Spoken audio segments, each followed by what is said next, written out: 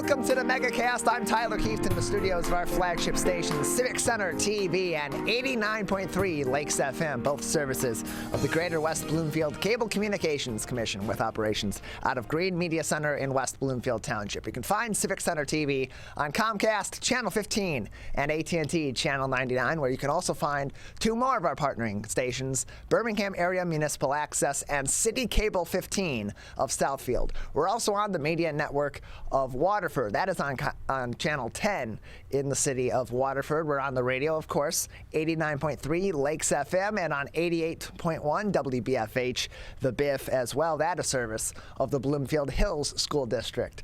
We're also online. We're on Facebook, facebook.com/Civic Center TV 15 and facebook.com/Lakes FM. Go ahead, go to those pages, and while you're viewing our live shows from 10 a.m. to 12 noon or viewing our live shows there afterwards, somewhere in the afternoon, when that video is also still available for you under our video section, go ahead and give both of those pages a like and keep up to date with everything that we're doing here at Civic Center TV and at the big 89.3 Lakes FM.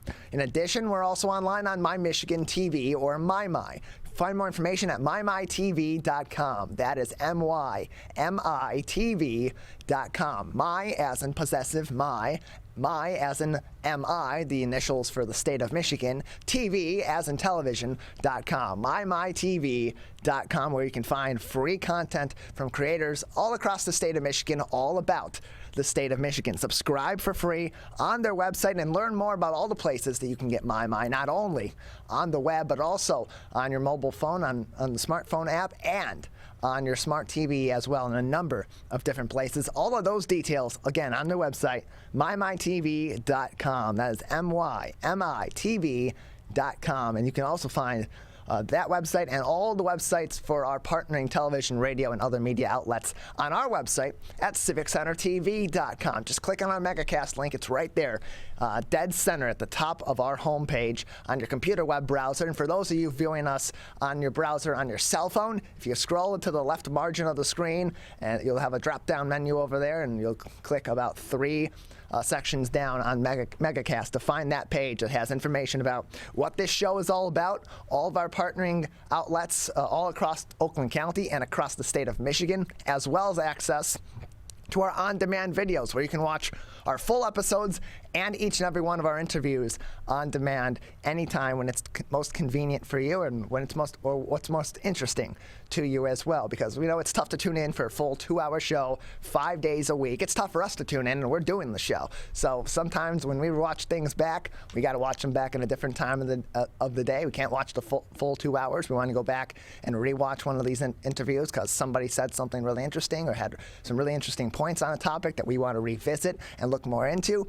Always can do that at civiccentertv.com/megacast. And right next door to that, at civiccentertv.com/coronavirus, we have helpful information about COVID-19, both the virus itself as it continues to develop over time, on the vaccines available here in the United States and as they're becoming more available across the world, and other vaccines that may pop up as well, and as well as booster shots also.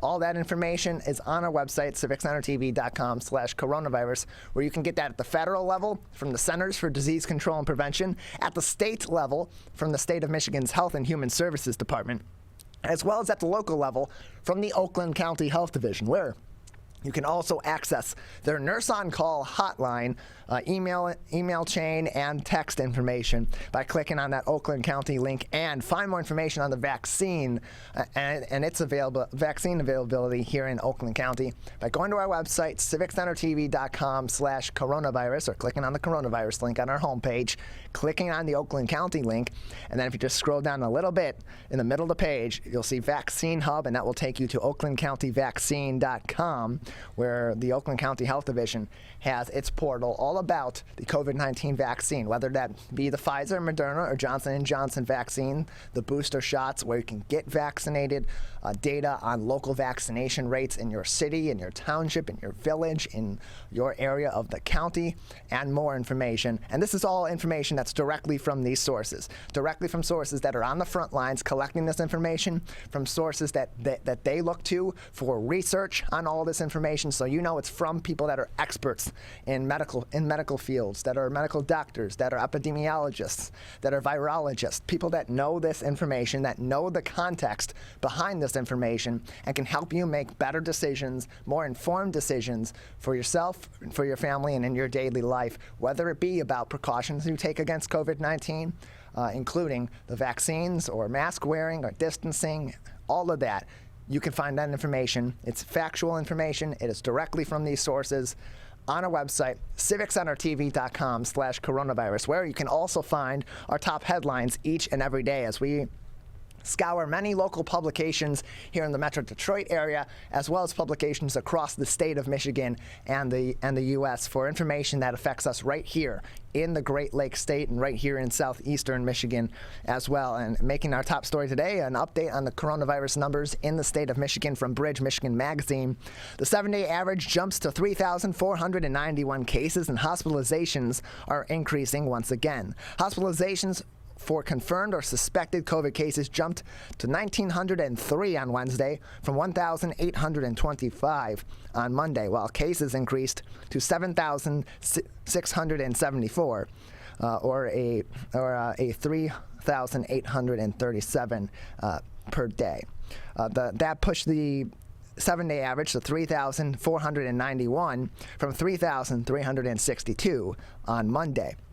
Statewide, 13 counties in northern Michigan and the UP reported rates that exceed 60 cases per day per 100,000 residents. The state rate is 35 cases per day per 100,000 residents. Cases are increasing among young people as well, with those 20 years of age and younger accounting for about 27% of total cases, or 2,646 cases total. That's far more than the 17% of all cases they represented from the beginning of the pandemic to now. The state also reported 92 additional COVID deaths, of which 43 occurred in September and 53 in October. Following a post-mortem review of health and death records, the state reported 47 deaths not previously reported as being a result of COVID-19. Those vital records reviews also led to the removal of 6 deaths previously considered to be related to COVID-19. Testing data showed the percent of coronavirus tests coming back positive is rising after having stayed steady for over a month. Of the nearly 65,600 tests reported, 11.8% were positive. For the past week, the rate has been 10.6%, up from 9.3% from the previous week. 14 counties now have a weekly positive rate above 20%, up from just 7 counties 1 week ago. So that number, drastic, that is doubled here in the state of Michigan. Read that entire article and find more information from Bridge Michigan Magazine and their coronavirus numbers tracker by going to our website, civiccentertv.com/coronavirus. Our next story is also from Bridge Michigan Magazine, and it is a really nice deep dive into how education levels in certain communities affect vaccination rates, or are related in this case. It's not a cause-effect relationship that they're diving into. It's more of a correlation, and correlation does not equal causation. This article from Bridge Michigan Magazine: in July, volunteer advocates of the COVID vaccine fanned out across Battle Creek, spending 6 weeks trying to persuade 1,900 unvaccinated residents to get the shot. They got 16 takers. Across the state near Saginaw Bay, after months of outreach, from a local raffle to door knocking, hostility from residents caused Bay County to discontinue its efforts to encourage vaccines in some rural areas. To go door to door and deal with some of the invective and abuse is not worth it, said Joel Strauss, health officer for the Bay County Health Department. Vaccinations in Michigan and much of the nation have waned significantly since the spring, despite carrot and stick approaches from state and federal officials, including Michigan's $5 million vaccine lottery and President Joe Biden's mandate for companies with 100 or more employees. In the past month, 137,000 Michigan residents have gotten fully vaccinated, compared to 1.6 million in the month of May. That stalled the state's inoculation rate at 52% of those 16 years of age and older, compared to 56% inoculation nationwide in that same age group. If there were a magic bullet, a single marketing pitch that would turn doubters into believers, health officials said they haven't found it yet. Instead, what they found is that there are factors that can predict success but are hard to overcome: education, age, and affluence. Quote, "The secret is there is no secret. Sorry, it's all demographics." Once again, a quote from Joel Strauss, the health officer for the Bay County Health Department. Simply put, older and more educated residents have lined up for the vaccines, which has been determined to be extremely effective in the fight against COVID-19. A Bridge, Michigan analysis of vaccine rates in the state's nearly 3,000 census tract shows a strong correlation between education levels and vaccination rates. It's a trend that holds true throughout the state, from predominantly white parts of the thumb to predominantly black areas of cities including Detroit, Flint, and Muskegon. Despite well-known political differences, areas of rural and urban poverty generally have far lower vaccination rates than more affluent, educated areas, regardless of their political leanings. Take Bay County and Calhoun County, home to Bay City and Battle Creek. In Bay County, Frankenlust Township has the county's highest vaccination rate, with 69% of those 16 and older fully vaccinated. It's also the most educated part of the county as well, with nearly 40% of adults in that area having college degrees.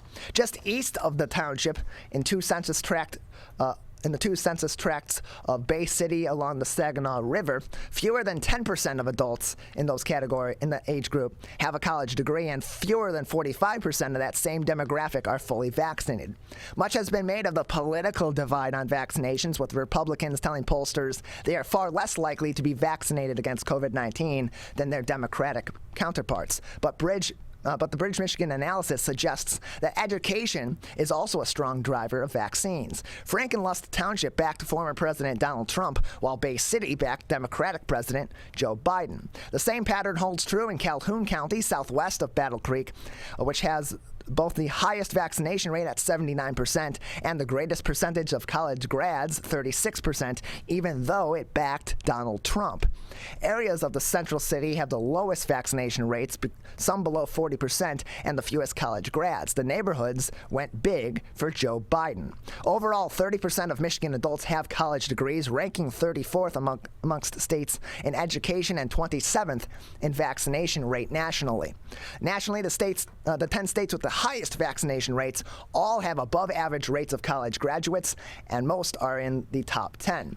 Those trends do also hold true here in the Great Lakes State. In Grosse Pointe Farms and Grosse Pointe Shores, where Trump bested Biden, over 60% have college degrees, and over 90% of those 16 and older are fully vaccinated. In most of nearby Detroit, where Biden won over 90% of the vote, less than half of the residents are vaccinated.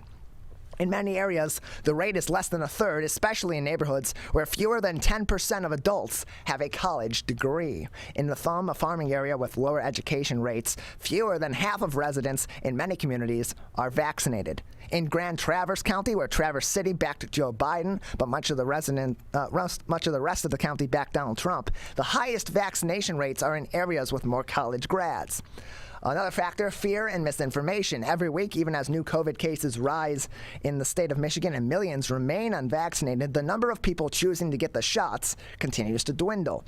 Months after the huge drive-through clinics that had been staged at stadiums and pharmacies are offering the vaccines, and some providers have taken the vaccines to individual doorsteps as well. But the push to get those last holdouts has been grueling. In Battle Creek, vaccine ambassadors spent 6 weeks talking with nearly 2,000 people who had not been vaccinated.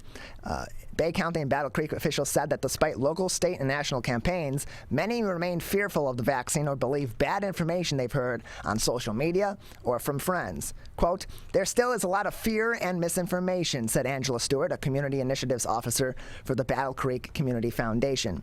Stewart continued on, saying, "Economically, it makes no sense at all to not get vaccinated. They are willing to gamble with it, and that's distressing." But there are still many demographics that have set aside fear. But over 72% of those 65 and older, by far the most likely to die if they contract COVID-19, are fully vaccinated in Michigan, state records show. Staying focused also encouraged. In Albion in southwestern Michigan, Rod Auten, the administrator of the nonprofit Albion Healthcare Alliance, said his team of 17 ambassadors is still going door to door trying to make the sale. It's going slowly. A recent event gathered fewer than 10 vaccinations total, he reported. They're sending people across Albion into neighboring townships, and the postcard of the black doctor targeted to African American communities and the white doctor to white communities is also playing into this. The Alliance is hoping that the postcards will work, Auten said, but like Strauss said earlier, he's looking for that perfect argument, that key piece of information that will unlock hesitancy. So far, he hasn't found it. Auten said, "We're still trying to find out that magic." Really interesting article that we have mostly summarized there on our website at civiccentertv.com/coronavirus. Just click on that headline. It takes you to the full article from Bridge, Michigan Magazine, where their excellent journalists have done a deep dive into this information and have really analyzed the correlation between education levels, between socioeconomic status, between political divides, and how that all plays in to vaccination rates in some communities versus others. Really, really compelling article there with interesting information. It gives you a little more insight into some people's vaccine hesitancy and some of the factors that may or may not be playing in to waning vaccination rates here in the state of Michigan, or increased vaccination rates in the state of Michigan. Lastly, on our website, some opportunities for volunteerism and community service in the city of Royal Oak, as volunteers are needed to clean up veterans' graves in the city of Royal Oak. The Royal Oak Memorial Society is looking for volunteers as it gets ready to clean more than 2,000 military veteran grave sites next week. Carol Hennessy, the president of the Memorial Society, said the graves will be cleaned starting at 10 a.m. on Saturday, October 16th at the Oakview Cemetery. Quote, "Everyone is welcome to help us," she said. "We encourage Boy Scouts and Girl Scouts, sports teams, or anyone that wants to lend a hand," and closed quote. Volunteers need to bring rakes, clippers, gloves, rags, and water to Oakview Cemetery. Tools to clean around the headstones are also helpful, such as weed whackers and brooms, or rags to clean off the headstones after removing the grass. The cemetery is on Rochester Road, just south of 12 Mile on the east side. Though the Royal Oak Memorial Society started more than a century ago, Hennessy said, started the gravesite cleaning effort several years after she joined the society in 1997. Quote, "We were placing flags on the grave sites and I stepped in the hole and twisted my foot," she said. "There was a grave marker there covered by grass and I didn't even see it. That's when I thought we had to start cleaning the veterans' grave sites so we could find them," and closed quote. Things have changed since then. There were only about 500 veterans buried in Oakview Cemetery when Hennessy first joined the Memorial Society. She estimates that there are now at least 2,400 such sites at the cemetery. Quote, "We are getting more and more veterans who are dying," Hennessy said. As time passes, many of the relatives of the veterans buried at Oakview have also died, so there is no one tending to a great number of these grave sites. There were about 5 or 6 people who volunteered when the annual cleanup project began. Now, from 50 to 60 people turn out to volunteer. The Royal Oak Memorial Society in the spring also does a gravesite cleanup and places small U.S. flags on each one of those grave sites before Memorial Day. Garbage bags are also provided by the Memorial Society, and the cleanup typically lasts for about 2 hours. Volunteers foregather just inside the cemetery near the pond. If it rains on Saturday, October 16th, the cleanup will be rescheduled on the following Saturday, its rain date of October 23rd. Read that article and find more information on how you can help with this effort from this Oakland Press article by going to our website at civiccentertv.com/coronavirus, where again, you can find a lot of information about COVID-19, whether it be demographic information on your city or on your county and its vaccination rates. You can compare different demographics and different vaccine rates and make your own correlations similar to what that extensive article on our website posted from Bridge, Michigan Magazine has done, and kind of compare and contrast information and see what factors may be behind some people's decisions to get vaccinated and others' decisions to continue to avoid vaccination or refuse vaccination. You can learn more about the vaccines. If you have those questions, you can get those questions answered, or at least be pointed in a direction where you can talk to experts who understand this information, who understand the context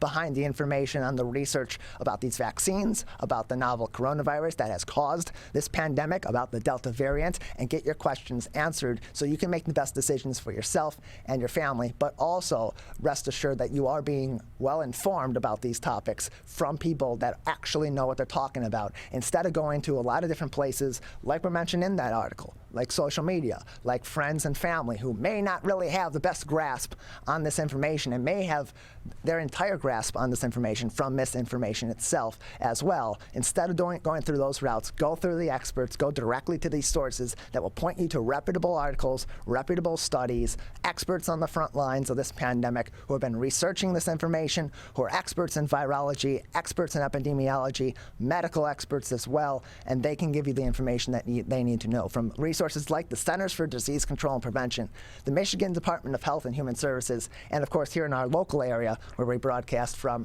the Oakland County Health Division as well.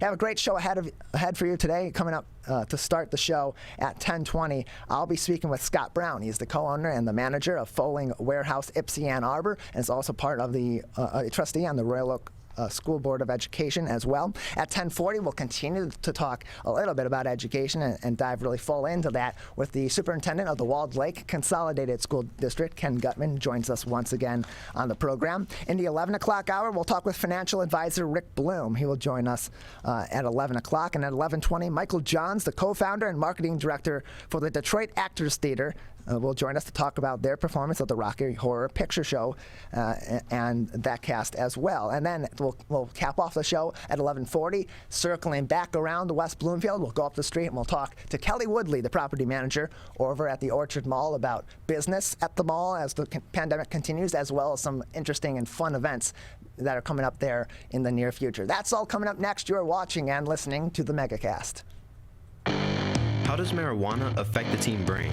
Our brains are still developing into our 20s. With regular use, marijuana can affect teen brain development. It can affect our brain's circuitry and blood flow and impair thinking, learning, and memory function, which could hold us back from reaching our potential. Don't let marijuana mess with your brain. Get the facts at michigan.gov/drug-free.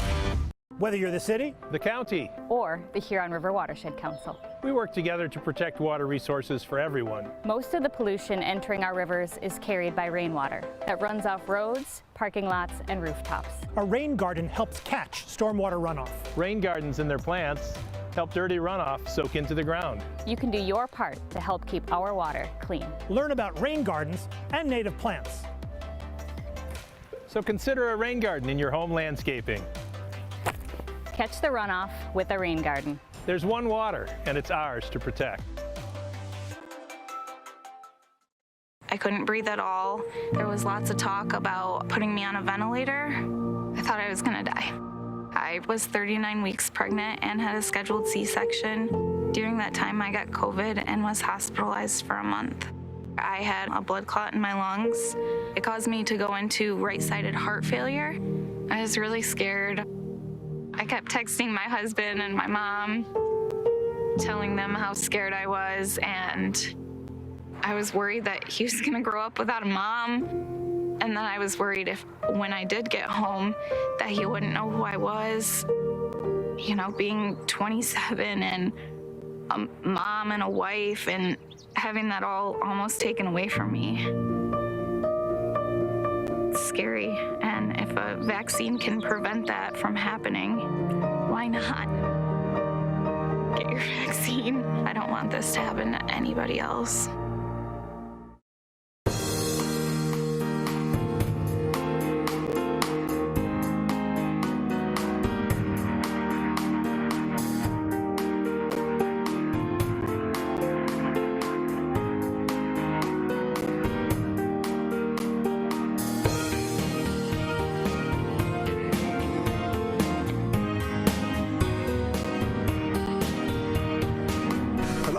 For fun activities, want to combine some of your favorite sports, whether it be football, whether it be bowling, maybe both of them at the same time. We have a great place that you can go, and that is the Foaling Warehouse of Ypsi, Ann Arbor. We're pleased to be joined by its co-owner, Scott Brown, with us now on the Megacast. Scott, thanks for being with us today. How you doing, Tyler? I'm doing great. Doing all right. Thanks for being with us. And then just a point of clarification for those that are tuning in. Scott is the father of our studio producer and board operator, Calvin Brown. We should let you know that. Scott, go ahead and tell us a little bit about the Foaling Warehouse. Well, bowling, for people who aren't aware of it, is a rather new sport. It started in year 2000 or so. It was invented down in Indianapolis at the tailgate for the Indianapolis 500, and a bunch of people who are there. They go down and they tailgate before the race. They camp and everything. And there's a group from Detroit that tried to put together the greatest lawn games ever. And so this year they decided they were going to build a bowling alley back in 2000. And they brought bowls and bowling balls in the big long alley, and they tried rolling balls down. And it quickly was determined that the backstop was mighty deficient. They got an F on that. So they put the whole thing away, and somebody started throwing a football around, hit some bowling pins, and it came to them, the new sport of foaling. So it's rather simple. You take a football and you throw it at 10 bowling pins, which are just as far away as they would be in a lane. And if you are the first team between two going back and forth to knock down all 10 pins, you win. And it's that simple. There's a couple extra little rules, but for the most part, it's just throwing a football at some bowling pins, and oh yeah, there's a bar attached to it. So you can have a nice beverage to cool yourself down. So yeah, it's a really nice activity for groups of friends or co-workers to do some bonding and some mixing and mingling and have a fun time and play a game that's something that anybody can play, regardless of which sports or activities that they prefer. It's something that anybody can pick up and have a fun time playing. And it's a casual game, but it can also be very competitive as well. But yeah, but what's interesting about foaling is that, and Calvin was talking to me about this yesterday, is that some places cannot call their similar activities foaling. Is there any sort of regulation that goes into whether or not you can call something foaling or have to go by some alternative name that's essentially the same thing? Well, I mean, if you're playing foaling in the backyard, it's foaling. That's fine. But the only place you can play foaling in a professional setting is at the Foaling Warehouse. If it's someplace else, then it's an imposter. So they've got some other weird rules that make it a little bit different than what real foaling is. And we can come to our place and play in leagues and have the AFA, there's an American Foaling Association, sanction your games. And you can play in a singles league, you can play in a doubles league. And Calvin and I participated in the Color League, which is a 3-person team. And I got to tell you, foaling, the family around foaling, and that's why I'm into it, is very close. You go there and you get kind of hooked on the game and you meet other people who play it. And that seems like what you really want to do. And that's how I got involved in the Foaling Warehouse, was we went there and played it and got hooked and made friends with a lot of people. And a lot of those people are my investors in the brand new Foaling Warehouse in Ypsi, Ann Arbor. There is one down in Hamtramck. That's the original Foaling Warehouse.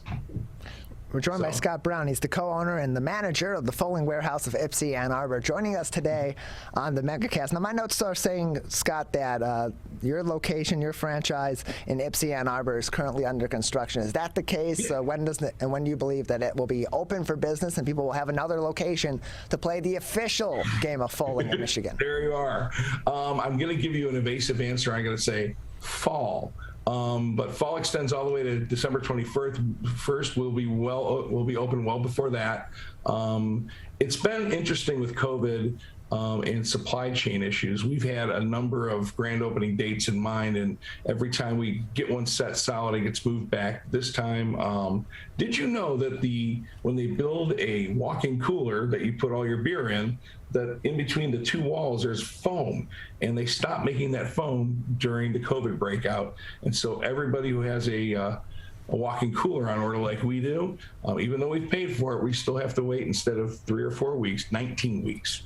And things like that have happened with wood, where suddenly the price of wood tripled and then it didn't, so we've been, going through a little bit of we've had to be very nimble in how we put the thing together. Yeah, a lot of businesses, especially ones that are starting fresh during the pandemic, and especially in recent months as things have started to reopen and people are trying to catch up from things that they may have missed or gotten behind the 8 ball on for a number of different circumstances under their control and not under their control during the pandemic. The supply chain issues have certainly played a key role in that. We're joined by Scott Brown. He's the co-owner and the manager of the Foaling Warehouse of Ypsi, Ipsy Ann Arbor, which will be the second location of the Bowling Warehouse, the home of the original football bowling pin game here in the state of Michigan. That will be opening in fall. And you said right around December 21st, about that time, it should be open and ready to go. So that's a great thing for people to keep in mind as they're planning their holiday parties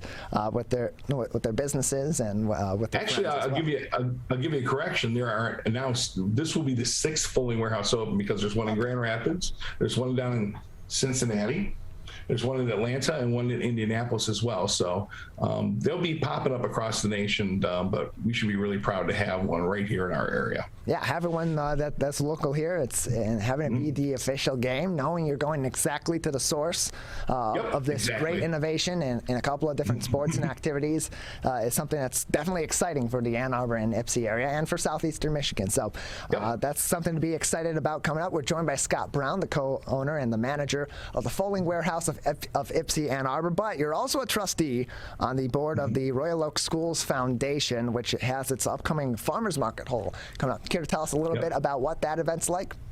Yeah, it's a really cool thing that we ended up doing back in 2020 when the pandemic hit.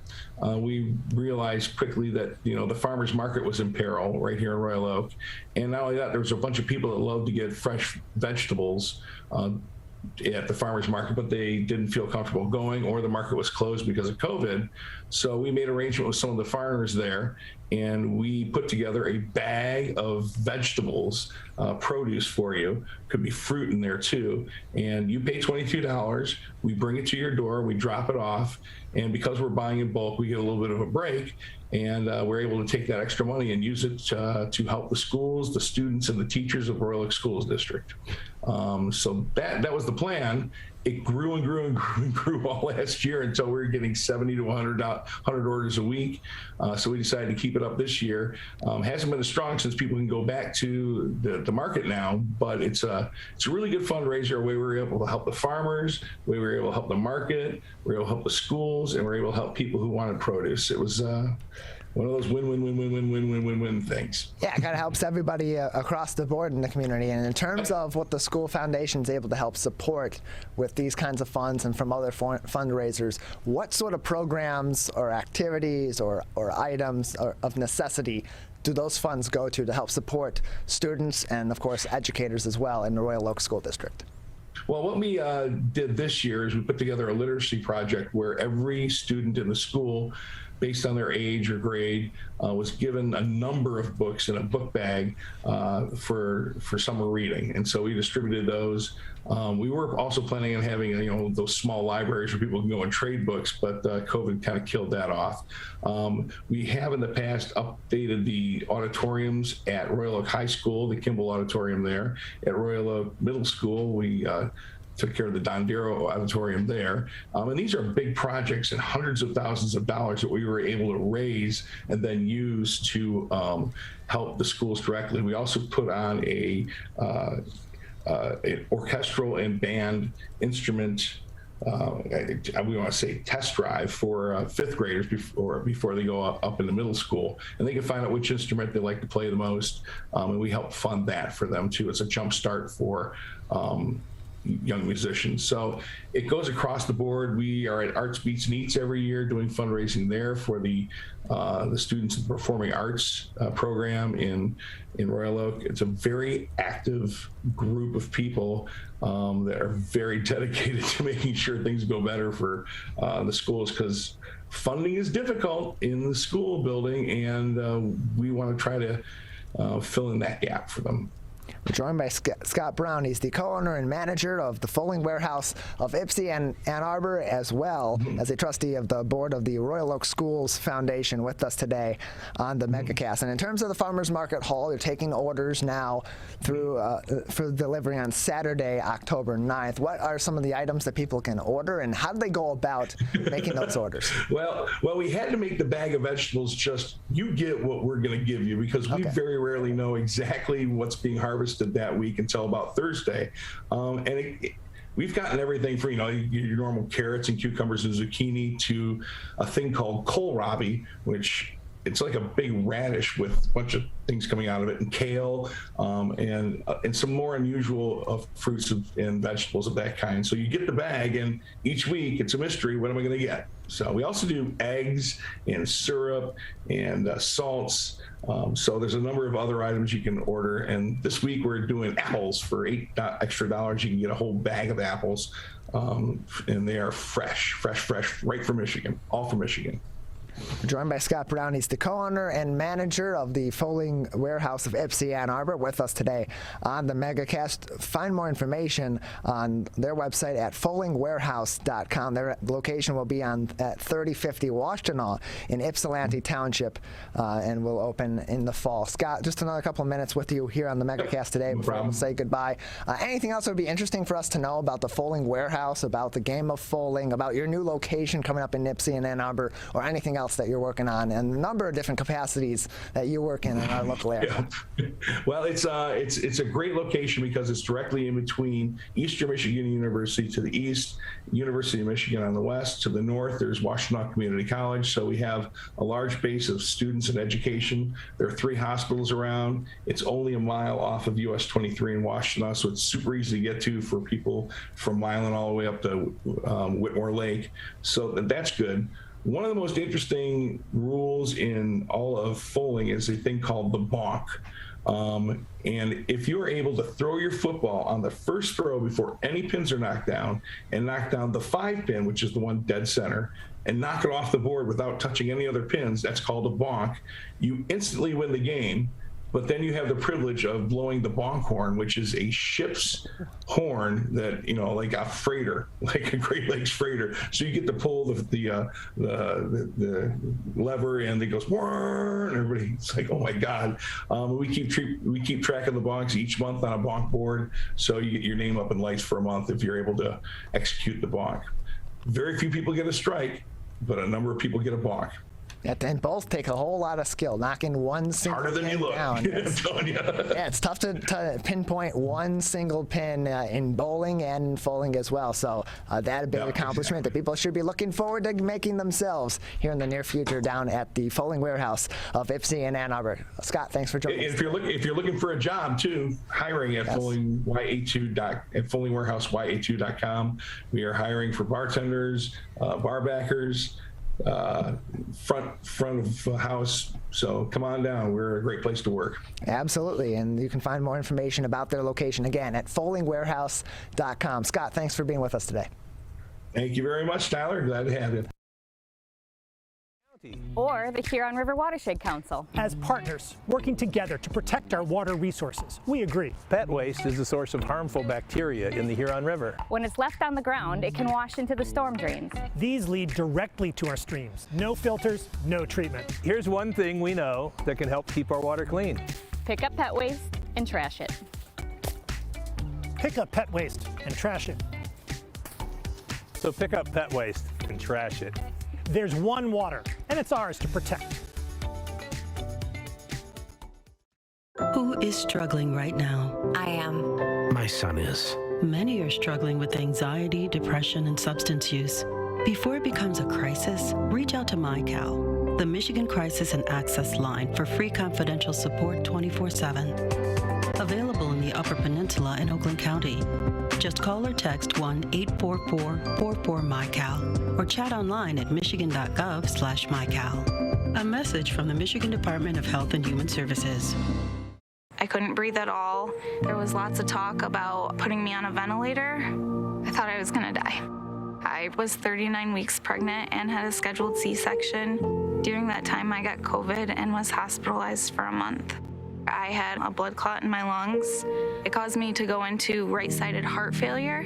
I was really scared. I kept texting my husband and my mom, telling them how scared I was, and I was worried that he was gonna grow up without a mom. And then I was worried if, when I did get home, that he wouldn't know who I was. You know, being 27 and a mom and a wife, and having that all almost taken away from me. It's scary, and if a vaccine can prevent that from happening, why not? get your vaccine. I don't want this to happen to anybody else.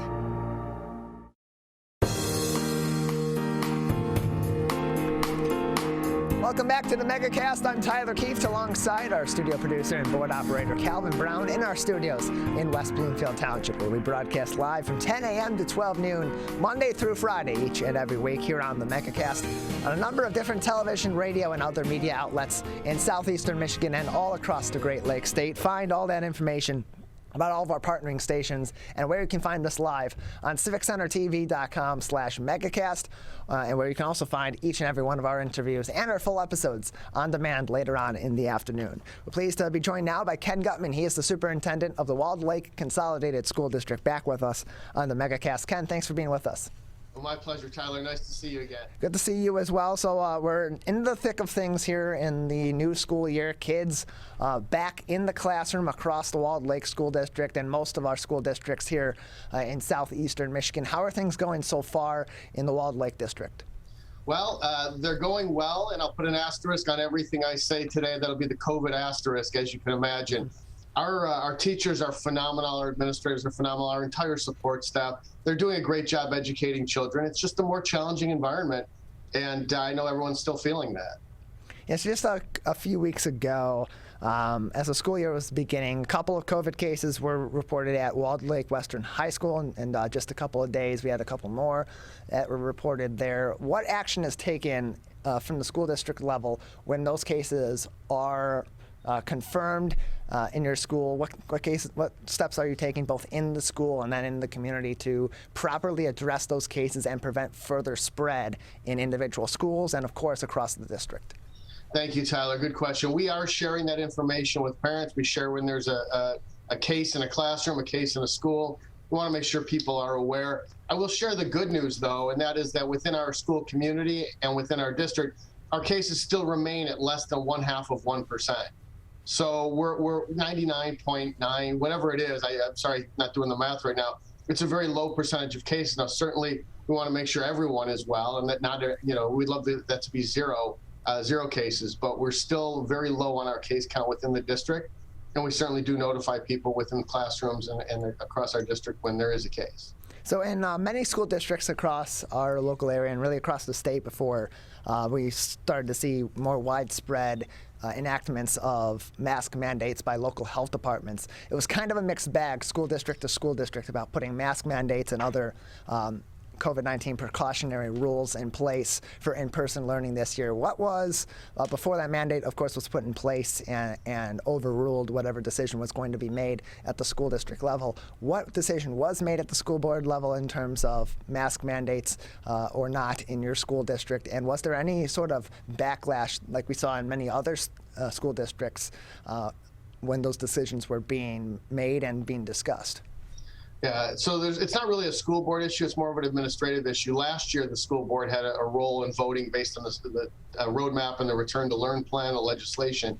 This year, it's an administrative ruling. And yes, there's backlash no matter which way we make the call. And we understand we're hearing from both sides of the masking issue, all three sides, actually. And so prior to the Oakland County Health Division mandate, we had informed our community that masks would be strongly recommended, but not required.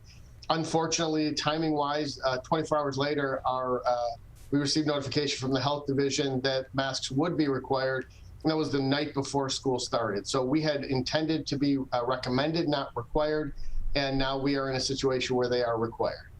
We're joined by Ken Gutman. He's the superintendent of the Walled Lake Consolidated School District, and he joins us now on the Megacast. And Ken, recently a law was proposed that would make it easier to ticket drivers who don't pay attention or just disregard the stop signs on school buses as kids are being picked up and dropped off from school by our buses. I know in the Walled Lake District, a lot of the times those pickups are happening in confined roadways or in major thoroughfares as well, out in the Walled Lake area and Wixom and in Novi. I see that pretty often too. What are your thoughts on this proposed rule that would ticket drivers more aggressively who ignore those school bus signals? I like it. I want to keep our kids safe, and anything that can raise an awareness of school bus safety and anything that can hold people accountable who disregard that and put our children at risk, I support it. I think it's good legislation. I think it's a good rule. And certainly it's something that, not very many districts have exterior cameras. We have interior cameras. But the opportunity to have an exterior camera that would be useful in identifying those who put our children at risk, should it not be cost prohibitive, we're supportive of that as well. So are there any plans, at least initially, with these laws both set to be on the books about October 11th? Are there any plans? You mentioned those exterior cameras on buses. Are any plans are in place or discussions already in your school district of obtaining those cameras and putting them into place? Yes, we're in the exploratory phase. We're looking at whether or not we can actually retrofit the buses we currently own, or whether we'll be looking to add those cameras on buses we purchase in the future.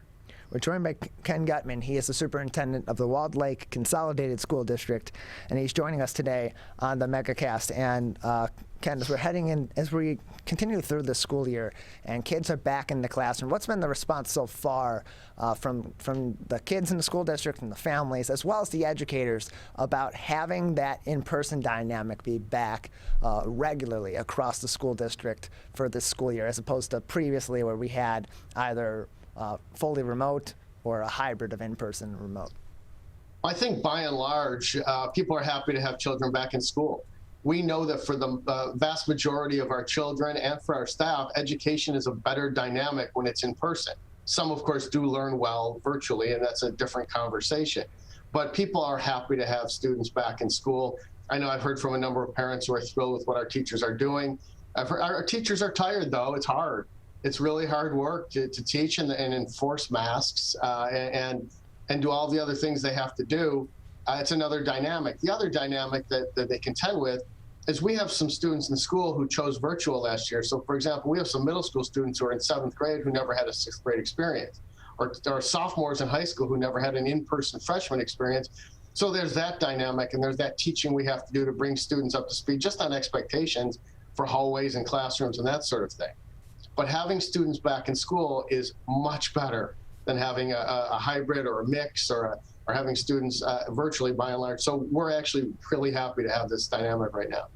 We're joined by Ken Gutman, the superintendent of the Walled Lake Consolidated School District. Learn more about everything going on in the school district by visiting their website at WLCSD.org. Again, that is WLCSD.org. And Ken, in terms of providing that in-person education while also being mindful of COVID-19.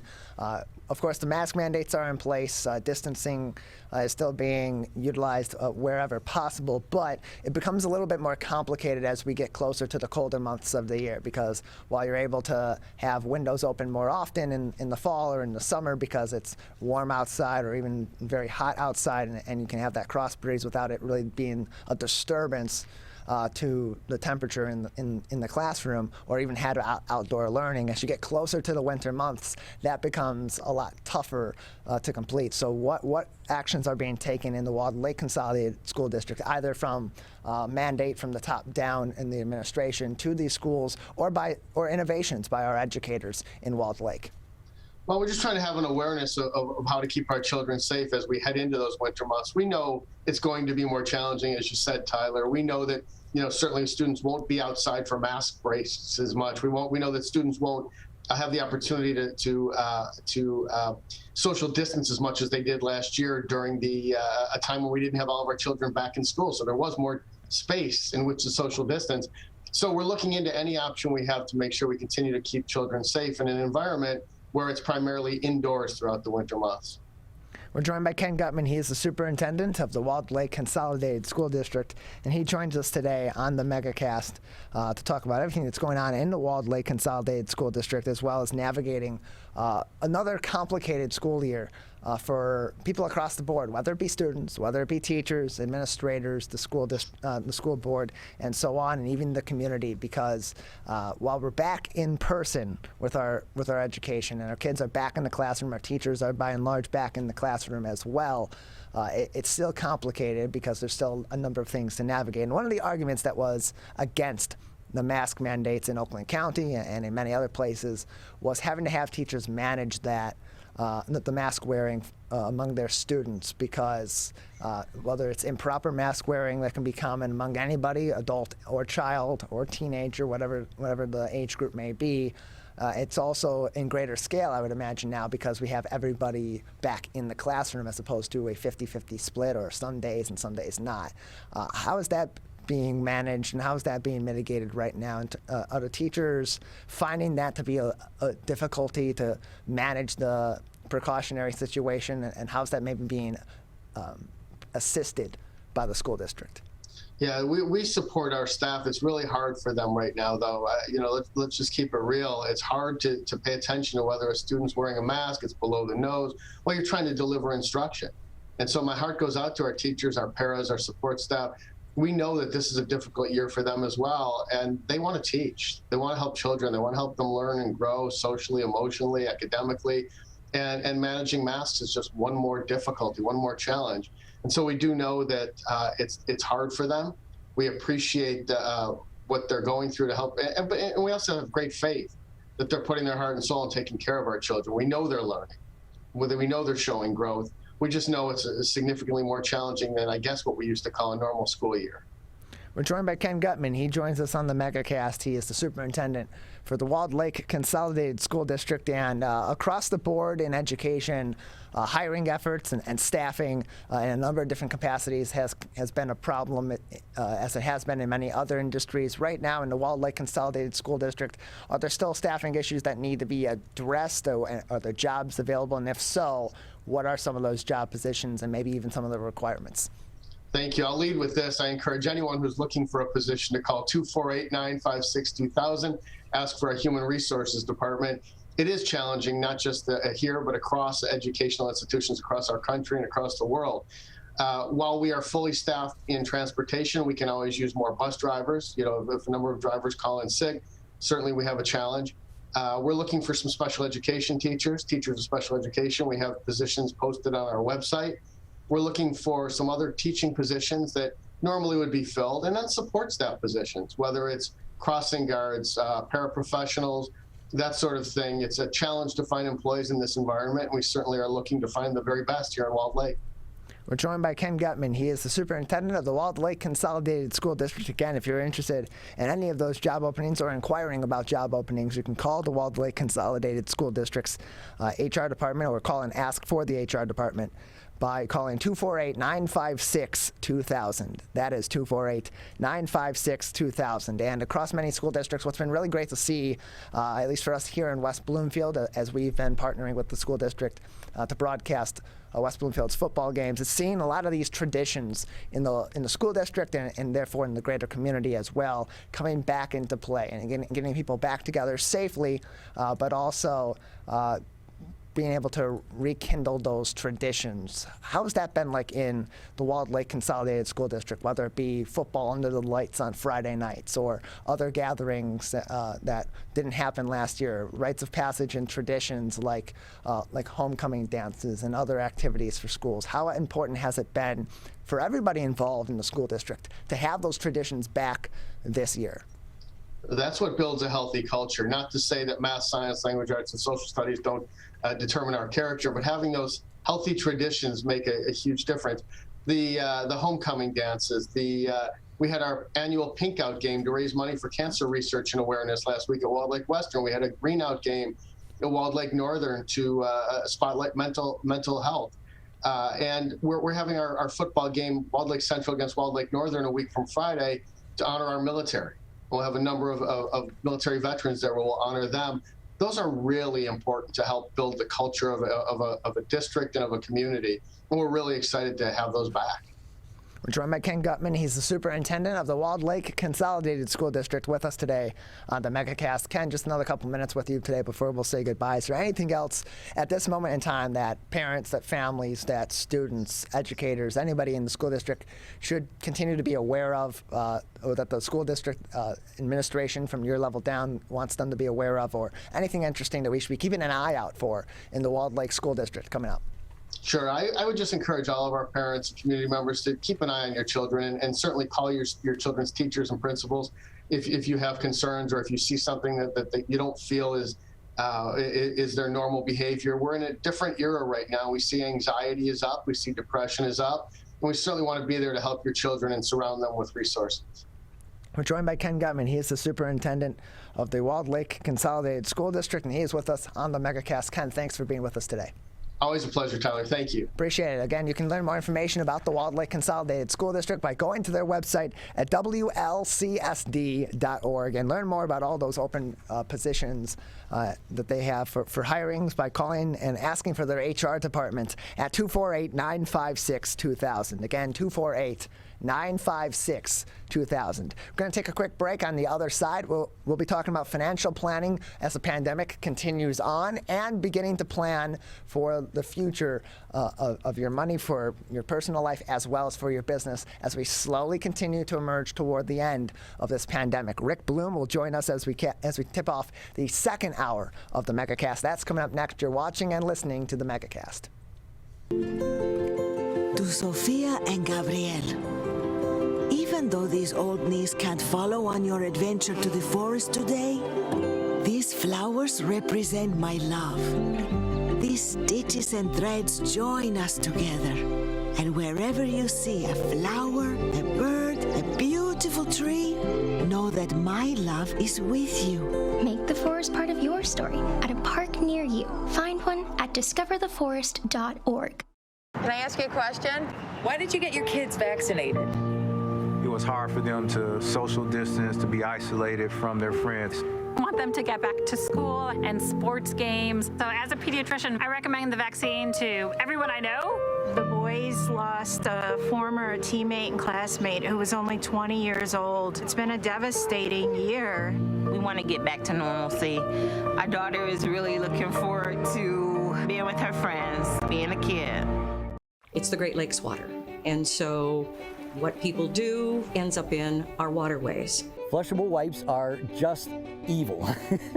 They should be thrown away. They're impossible to destroy, and they can cause significant problems. One of the main things when you're cooking is to not dump fats, oils, and greases down your drains. They stick to the sides of pipes. They stick to everything they come in contact with. Don't put it down the sink. There's one water, and it's ours to protect.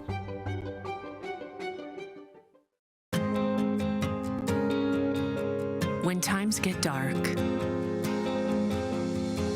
we can't see the help that's all around us. When you don't know where to turn, let 211 be your guiding light.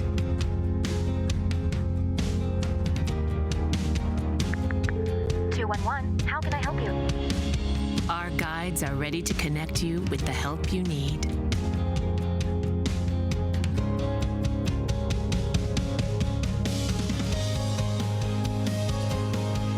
For help with food, healthcare, mental health, and other resources.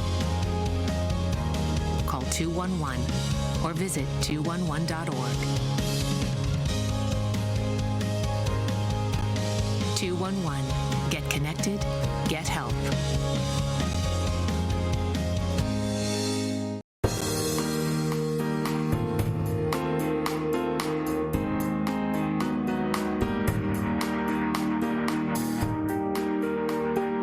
Welcome back to the Megacast on your radio home for the show. 89.3 WBLD Orchard Lake and 88.1 WBFH Bloomfield Hills. You can learn more about all of our partnering television and radio stations here in southeastern Michigan and our web outlets all throughout the state of Michigan and across the world on our website at civiccentertv.com/megacast, where you can also find every single one of our interviews and every single one of our full episodes dating back to our first episodes there in mid-March of 2020 on our website and by clicking on that Watch Full Interviews or Watch Full Episodes link. Again, that's civiccentertv.com/megacast. Well, as the pandemic continues on, it's important for you to continue to think about your financial future as it pertains to COVID-19 and to this continued crisis and all the variables that can come into play in the coming months and more that we may be in this crisis, as well as what you're going to do after the pandemic is finally over. And to join us to talk about planning for all of those scenarios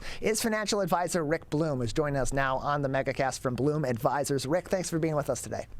Thanks so much for having me, Tyler. Appreciate having you on. So right now, what would you say are the 3 most important things that people should be thinking about as they're financially planning for the present in the middle of this COVID-19 pandemic and for the future, in both a scenario where we continue in this crisis for the foreseeable future and the other scenario where we sooner rather than later emerge from the other side of this? Well, I think you said the key word, plan. I think one of the basic problems most people have is they never have a game plan. They either go day to day, month to month, they look at the market every day, something of that nature. So I think that the most important thing for people to do is to have a game plan. And that game plan has to be based upon their individual goals and objectives, what an individual's trying to achieve. That's why I say the first step along the way, everyone should start off and do a personal balance sheet. Nothing more than a listing of their assets and their liabilities so they know where they're starting from. And the second thing everyone needs to do is a cash flow statement. So they need to know what it costs them to live a month. Not what you think it costs you to live, but what it actually does. You know, the old days taking, pencil to paper and writing out your expenses, you really need to do that. So I think, that is probably the most important step that people need to do is find out where they're starting from. 2, I think people need to really consider where they stand with retirement. I like to tell people, Tyler, that retirement's a brand new concept in the history of mankind. This isn't something people worried about 150 years ago. They went home on Friday and they died. Today, you look at retirement, it's round 2. People are living 30 plus years in retirement, so I think you have to make sure that you have a game plan for retirement. And 3, at the same time, I think it's important that you live for today and save for tomorrow. You have to have a game plan that allows you to enjoy today and at the same time make sure you're putting enough money away for your future. And where should those considerations start? Because you mentioned just doing the basics and getting that pen and paper out, getting that calculator out, going through each and every one of your monthly bills, and your other bills as well to know what it costs you to live on a monthly basis. That's just the basis there for you to know this is how much money I need to be bringing in every month just to live at the most basic level.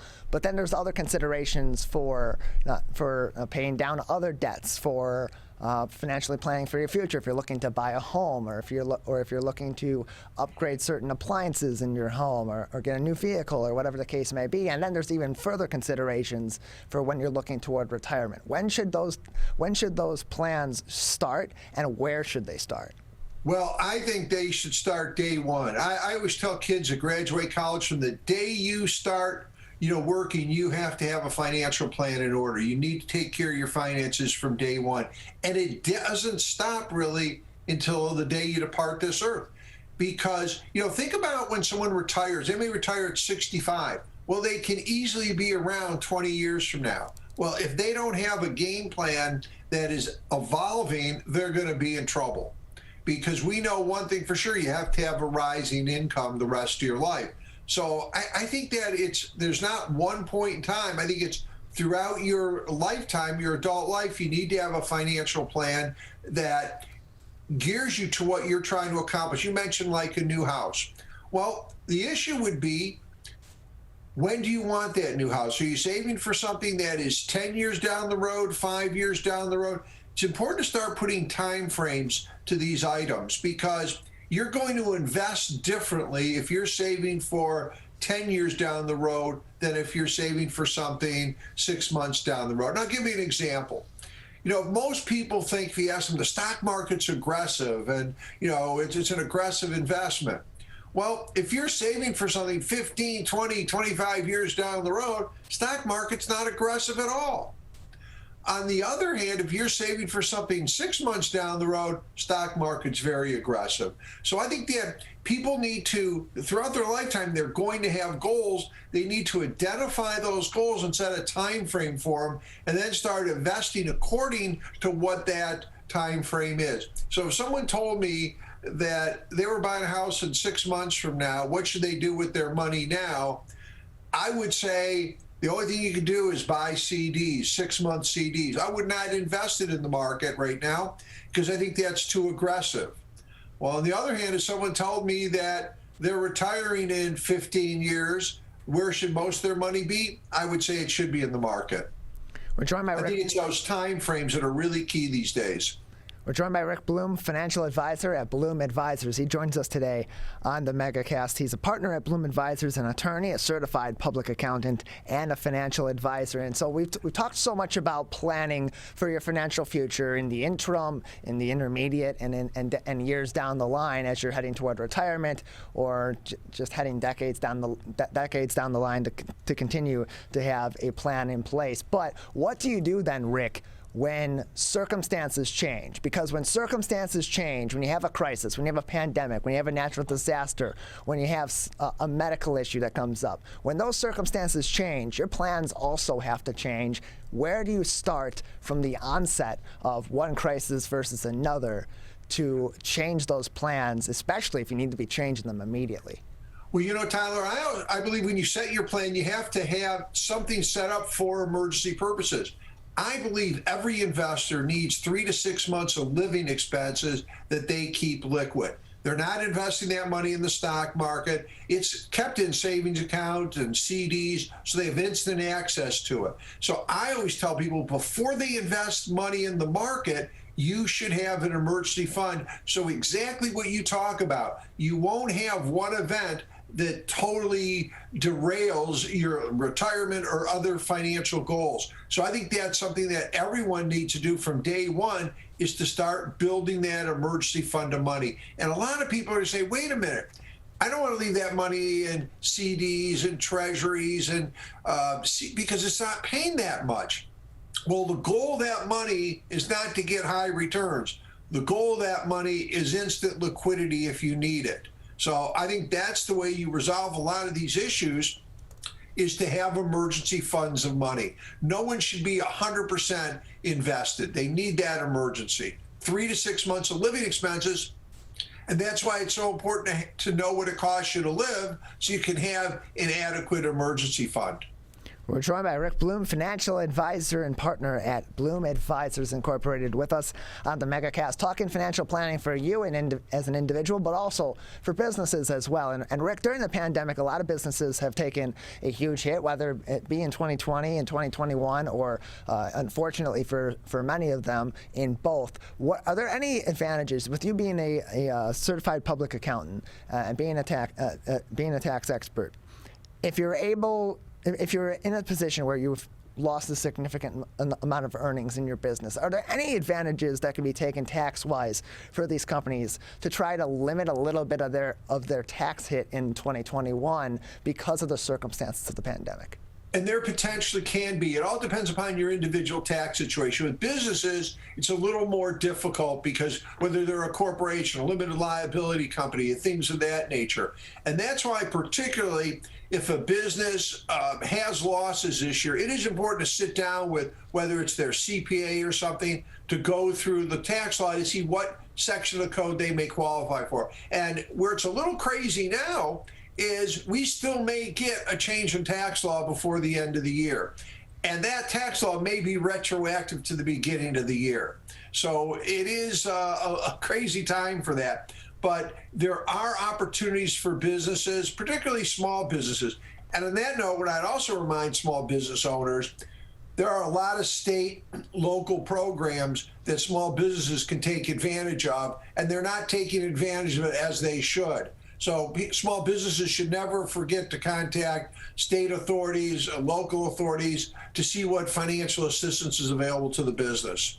We're joined by Rick Bloom. He is a financial advisor with Bloom Advisors Incorporated, also an attorney, a certified public accountant, and a financial advisor as well. And we had an article that we posted on our website at civiccentertv.com earlier this week of people that are looking for jobs right now. And the Better Business Bureau has been warning people of a number of different job hunt-related scams and hiring scams as well. But there's also a lot of other scams that are out there for businesses and for individuals who are doing their financial planning, who are trying to invest in the market right now, who are trying to gain back some of the funds that they may have lost as a result of this COVID-19 crisis. What are some things that people should be aware of in terms of scams that they could fall victim to, especially on social media sites?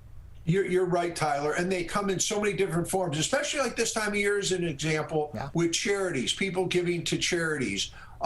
There's so many scams, and they know that Americans are the most generous people on earth, so they pull at our heartstrings. You know, you'll see videos of kids or dogs, and people pull their heartstrings out. So from a standpoint of charities, you know, my general rules, what I tell people: 1, don't give to a phone solicitation. 2, don't give to an email solicitation. You have to check out charities independently. You have to go to places like charitynavigator.org to really check on the charity, see not only if it's legitimate, but if they're actually spending your money wisely. There's a lot of legitimate charities that just don't accomplish their charitable purpose. So I think people have to be proactive when it comes to things like charities. You have to learn to say no and to check things out independently. One thing that people are surprised to learn, that a lot of these phone solicitations, the phone solicitor sometimes makes 50% of the money that you donate. So I always tell people at charities, check them out with charitynavigator.org and really make sure you're using the charity the same name. Don't link to it from an email.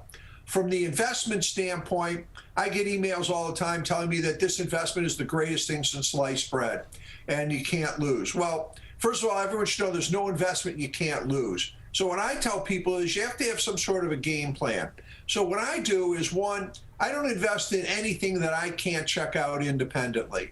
If I can't check out an investment independently, I'm walking away from it. 2, I don't invest in anything that doesn't have a track record. And I generally want to see things that have been around 5 to 10 years so I could look at how it's done, you know, individually. 3 is I want to make sure that when I invest in something, I'm also understanding the investment. I compare Wall Street a lot like to my watch. I may not know how my watch works, but I know how to work with it. And every investment you need to understand. If you don't understand an investment, you ought to walk away from it. You know, people should learn from the Madoff situation. One of the things that Madoff always told people is, well, this is so sophisticated, you don't understand it, you have to trust me. Well, anyone who tells me that I'm not smart enough to understand something, well, I'm going to walk away from that investment. I want to know how I can make money, how I can lose money, and how I can get my money out when I want. I think those are 3 things. 4, I think that people have to realize that in a lot of these scams, they're out to charge you high fees and things of that nature. Costs do matter. Look at the cost of an investment. Even legitimate investments sometimes have these ridiculous fees that people need to be aware of. And lastly, when it comes to investment, you got to have the smell test. Something smells too good to be true. It is. I mean, you know, if banks are paying 1% on CDs and someone offers you 6 or 7%, you have to have the red light go off and say, wait a minute, I got to be reasonable. And I think that's the number one thing. People have to be reasonable, Tyler. They can't let greed or fear dictate their investment decisions. I always find when someone's appealing to your greed or fear, you need to walk away from it.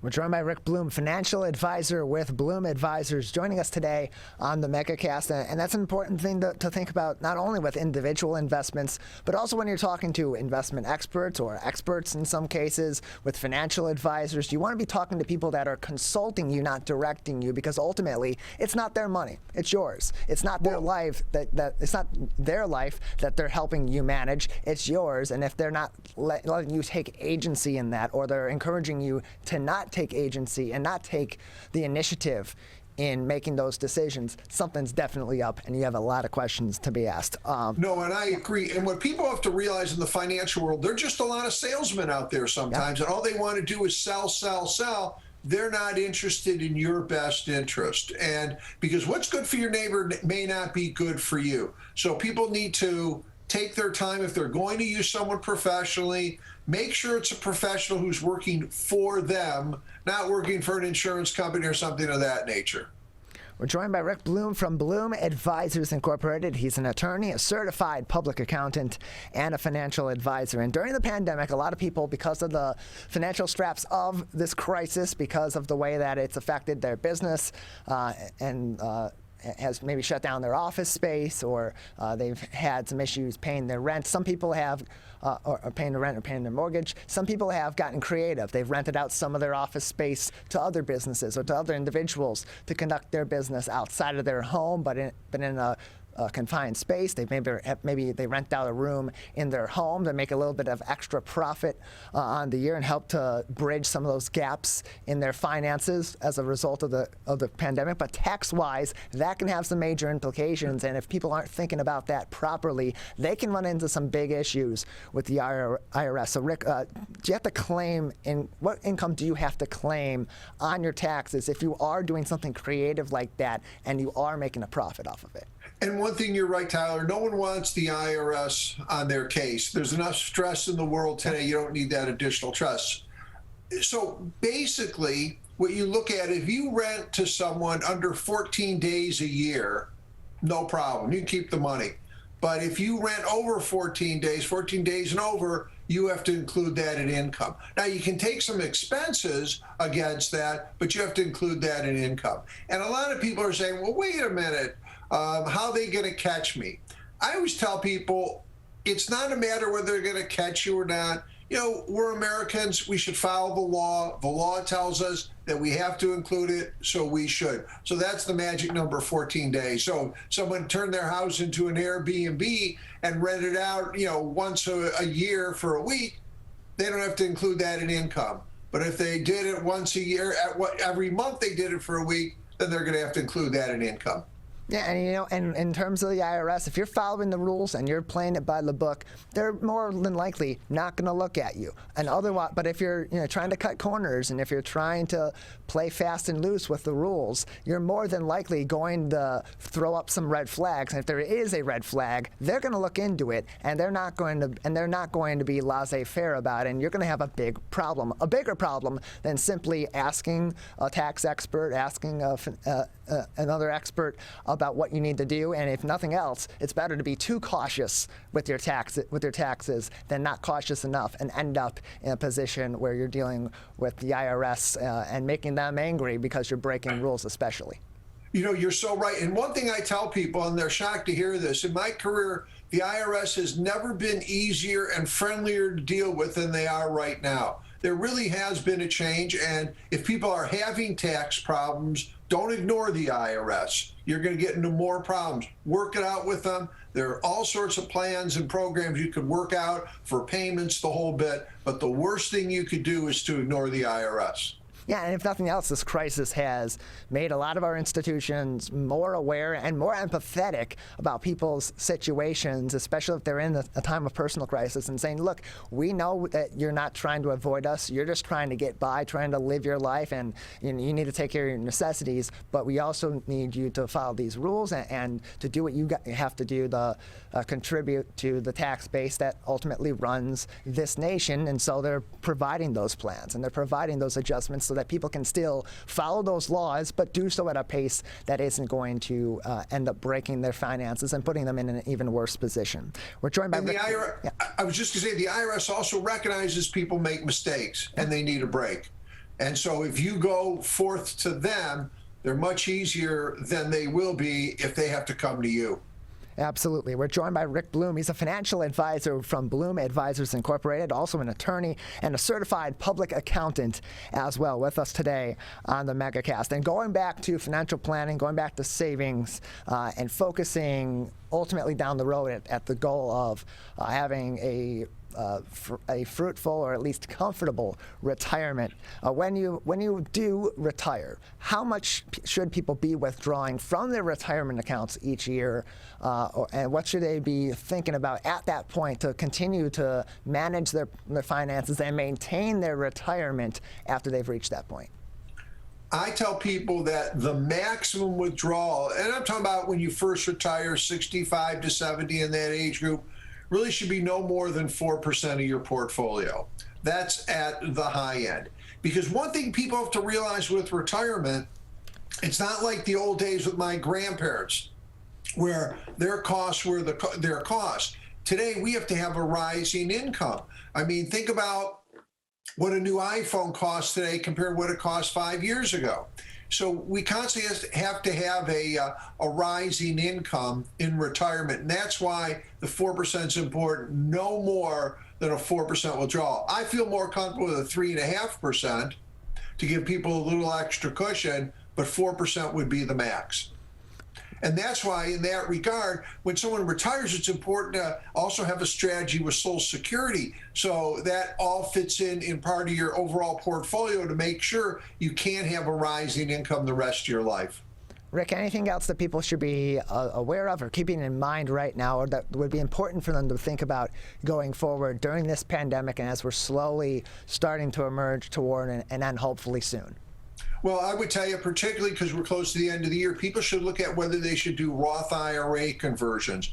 Roth IRA conversions allow someone to take money from their traditional IRA, put it into a Roth. The advantage is it grows tax-free, not tax-deferred. When you withdraw money from a Roth IRA, it's totally tax-free, and you don't have to have any minimum required distributions. And so I think this time of year, it's important to do that. And I'd also say for seniors, for those of you, keep in mind that Medicare open enrollment begins in another week or so, from the October 15th through December 7th. If you're going to make changes in your Medicare Prescription D plan, this is the time to start learning about the plans in the future. And lastly, with everyone, should look at their situation from a tax standpoint, see if they should make any year-end tax planning, particularly for those of you that are charitable in nature, not itemizing your deductions this year. You may want to make your charitable contributions through your IRA if you're over 70.5, because it'll save you some money on taxes. So that's what I would look at doing now. And just to remind everyone, being involved with your finances is 12 months a year. It's something that you need to do all the time, and it's the only hobby I know of that actually can make you money as opposed to costing you money. Well, Rick, we appreciate your time. Thank you for all this really important information and advice for people, whether they're planning for their financial future, planning with crises in mind, or just being aware of things that could slip through the cracks or cause them problems if they aren't keeping vigilant 12 months a year on their finances. Well, thank you very much. It was a privilege to be here. Thank you. Appreciate it. You can learn more and get in contact with Rick and his entire team by going to bloomadvisors.com. We've been joined by Rick Bloom, financial advisor and partner over at Bloom Advisors Incorporated. We're going to take a quick break. On the other side, we will be speaking with Michael Johns, the co-founder and marketing director for the Detroit Actors Theater Company. That'll be coming up next. You're watching and listening to the Megacast. We may come from different organizations, but we work together to protect the Huron River for everyone. Neighborhood storm drains carry water directly to local creeks and streams. No filters, no treatment. Storm drains also help reduce street flooding when it rains. So clearing storm drains and the areas nearby of trash and leaves helps keep them for rain only. It is easy to do your part by adopting a storm drain. Find a storm drain, check it, and clear it every month.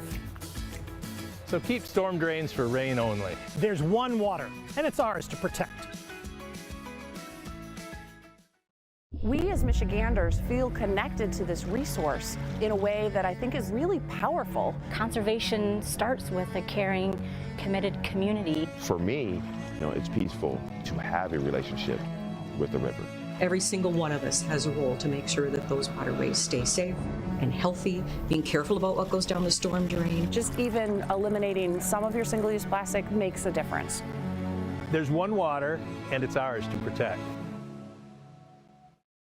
People are getting out to walk and bike in higher numbers. More vulnerable road users and higher speed traffic can be a dangerous combination. Crash severity has increased, so if you're driving, be sure to slow down and look for people. There's no need to speed. If you're biking, ride with traffic. If you're walking, avoid stepping into the road if possible. If you have to walk in the street, walk facing traffic. Learn more at walkbikedrivesafe.org. When times get dark, we can't see the help that's all around us. When you don't know where to turn, let 211 be your guiding light.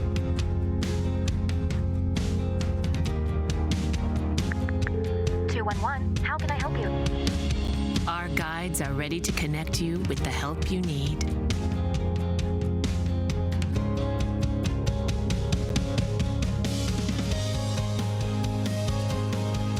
For help with food, healthcare, mental health, and other resources. Call 211 or visit 211.org. 211. Get connected, get help.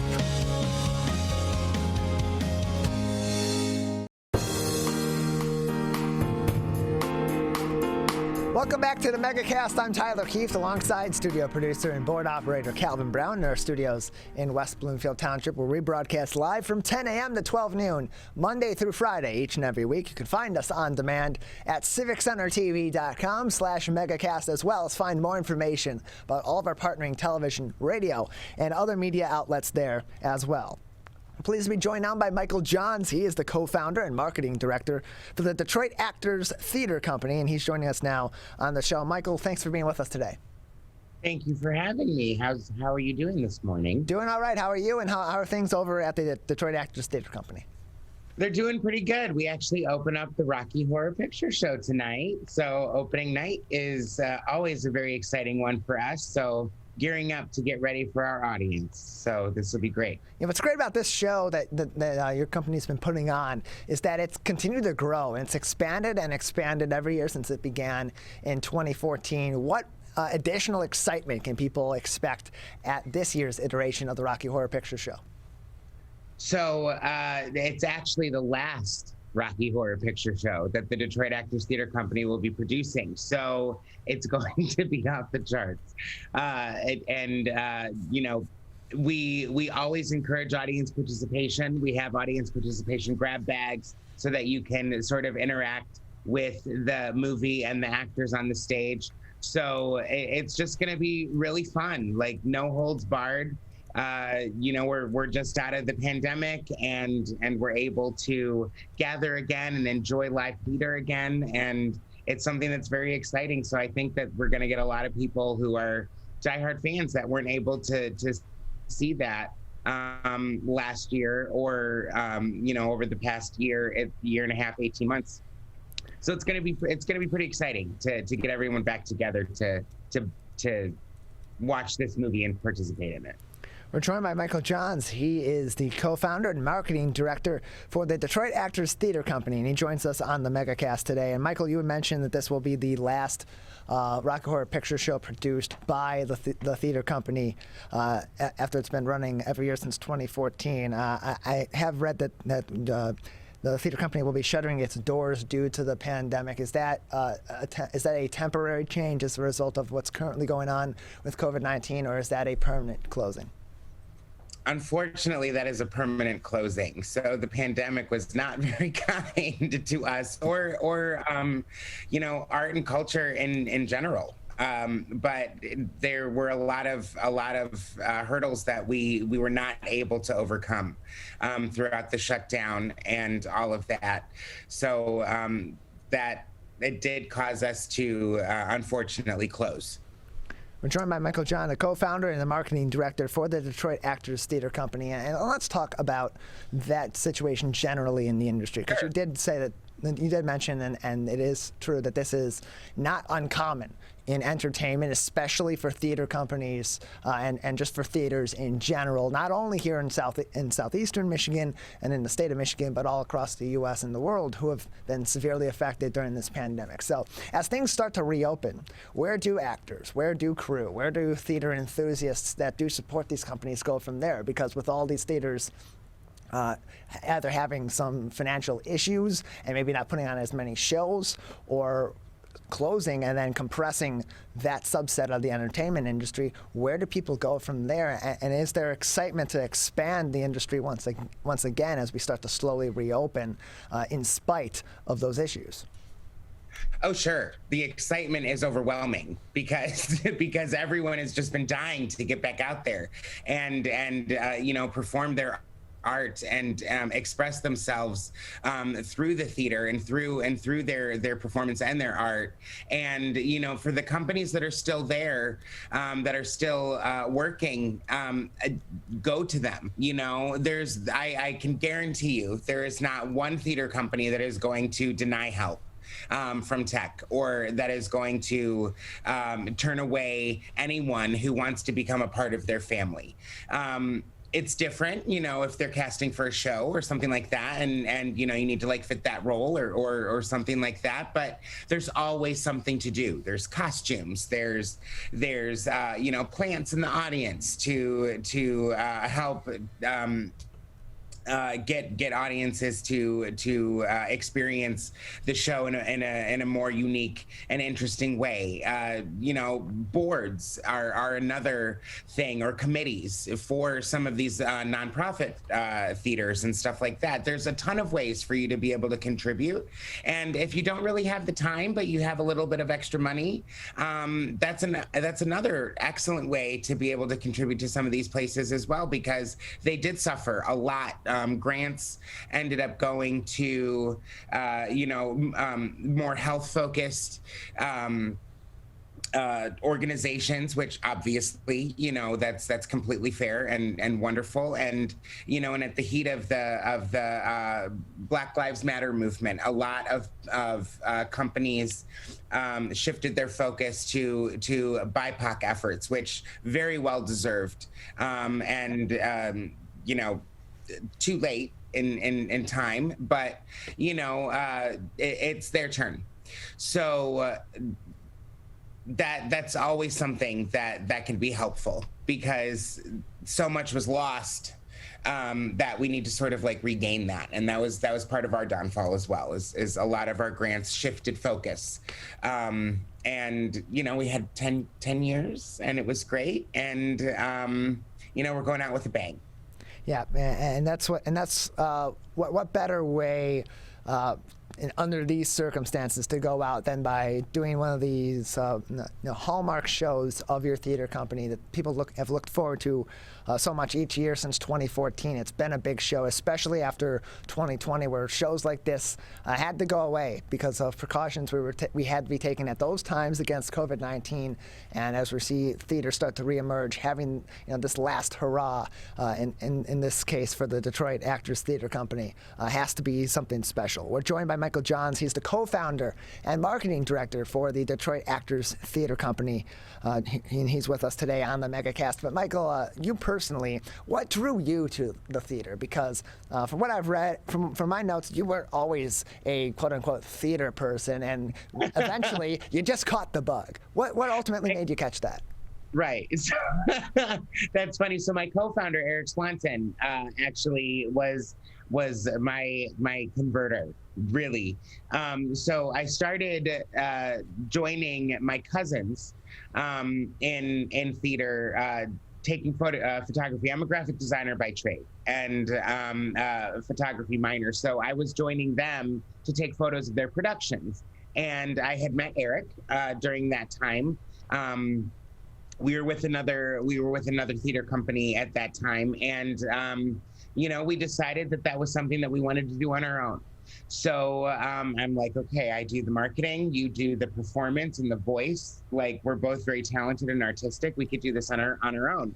And it just every day, it just got itchier and itchier and itchier. And I just needed to do something more with the theater and with performance. And to go to a larger show at Broadway in Detroit, the Fisher, the Opera House, things like that, it's magical, right? But then to be able to make that magic for an audience is something completely different. And so when you experience that for the first time, it's addicting. And so that's something that never left me. And as for performing, performing the first reveal that I have as Dr. Frankenfurter on the stage, when I did that for the very first time, It was actually in Cadillac Square, downtown Detroit, and we had about 500 people in the audience at that time. It was our first partnership with Detroit. The overwhelming applause and cheers from that was something I will never forget. And you start to want it a little bit more, you know what I mean? It's very addicting. And so that's where the bug really came in with me getting on the stage as opposed to being in the background. Yeah, and that's something that you find with a lot of people that are performing in front of live audiences, whether it be theater actors, stand-up comedians, sketch comedy performers, whatever the case may be. It's feeding off of that audience, that immediate reaction, and that interaction as well in a lot of cases, such as in the Rocky Horror Picture Show, which will be at Beacon Park with its popular Shadowcast. That is October 7th through 9th from 8 until 11 p.m. Doors open at 7 o'clock, and that's Rocky Horror Picture Show through the Detroit Actors Theater Company. So if people are going to come down to Beacon Park for this performance, what should they be expecting when they get there, and how can they have a little bit of extra fun in participating in this year's show? We have 150 grab bags a night for everyone to come out and be able to participate in the movie itself. So get there early, get your bag, get your seat, and it's free and open to the public. There are no reserved seating, but the earlier you get there, the better chance you have of being able to procure a bag and getting a good seat for you to be able to interact a little bit more. There is a smidge of audience, like physical audience interaction. Like we do come out into the house a little bit, still being a little bit cautious, but last year we performed everything with masks on. It was a very last, really quickly, they turned around and were like, you know what, we're gonna do this. So we reblocked everything. So we did not have any of that audience participation. So this year it's gonna be bigger. And you're more than welcome to scream out those call lines. That's a tradition with the Rocky Horror Picture Show. And just come down to the city, enjoy it. They have a bigger tent this year. There's cider and donuts. There's a cider and donut tent that's literally right next to ours. There's beautiful restaurants. It's going to be wonderful weather, rain or shine, because it's under a tent. It's just a really exciting way to experience that movie and to make it real for people. We're joined by Michael Johns. He is the co-founder and marketing director for the Detroit Actors Theater Company. Their upcoming Rocky Horror Picture Show, Shadowcast, coming up October 7th through 9th from 8 until 11 p.m. at Beacon Park in Detroit. And the doors open for those shows at 7 o'clock p.m. Michael, before we let you go, anything else that we should know about the upcoming show, about the Detroit Actors Theater Company, or about theater in the Detroit area before we let you go today? Yeah, just, you know what? It's been a tough time for everybody. We're so excited to be able to give you one last time warp starting tonight. So come on out and, be mindful. Support your local theater and art establishments. They have gone a very long time without. And they want to start serving their communities again. And this is something that's very exciting for us to be able to gather again, to start to feel a little bit more comfortable being in public.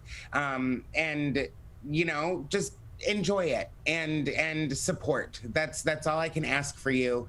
And support Detroit, support the cities, support the art establishments and the theaters and the performers. Go to live theater, go to community theater, support the little guy, and culture builds you. It feeds your soul. So go get some food. We've enjoyed talking to you, and we're looking forward to the Rocky Horror Picture Show Shadowcast coming up at Beacon Park October 7th through 9th. Those shows, again, 8 p.m. until 11 p.m. Doors open at 7. Michael, thanks for being with us. Thank you so much for having me. Appreciate it was a pleasure.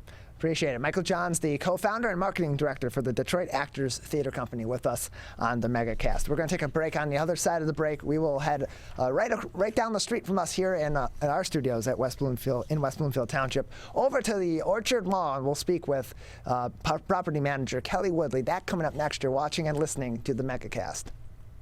We may come from different organizations, but we work together to protect the Huron River for everyone. Most of the pollution that goes into our rivers is carried by rainwater that flows off of roads, parking lots, and rooftops. The leaves and bark of a single tree can retain a surprising amount of rainwater. Depending on its size and species, it could be 100 gallons or more. It is estimated that an urban forest can reduce annual runoff by up to 7%. Here's one thing that we know can help keep our water clean. Plant a tree. Plant a tree. Plant a tree. There's one water, and it's ours to protect.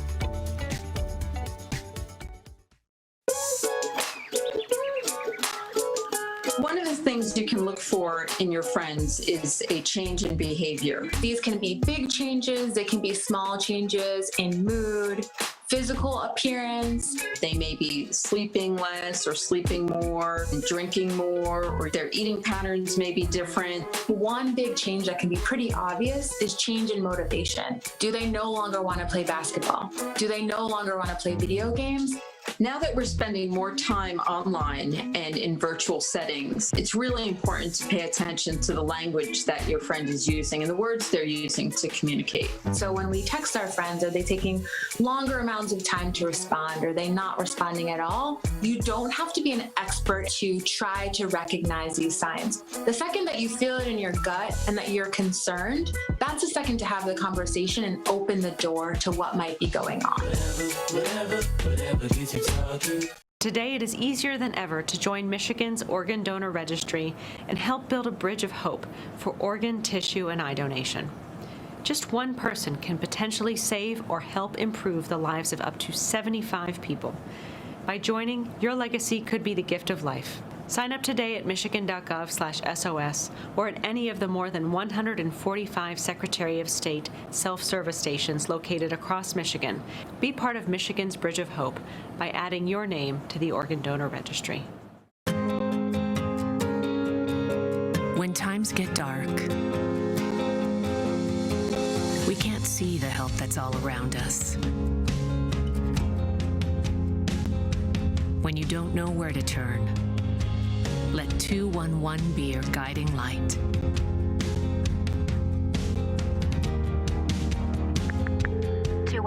How can I help you? Our guides are ready to connect you with the help you need.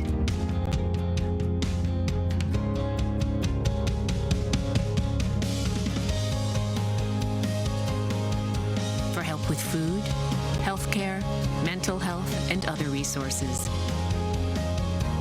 call 211 or visit 211.org. 211. Get connected, get help.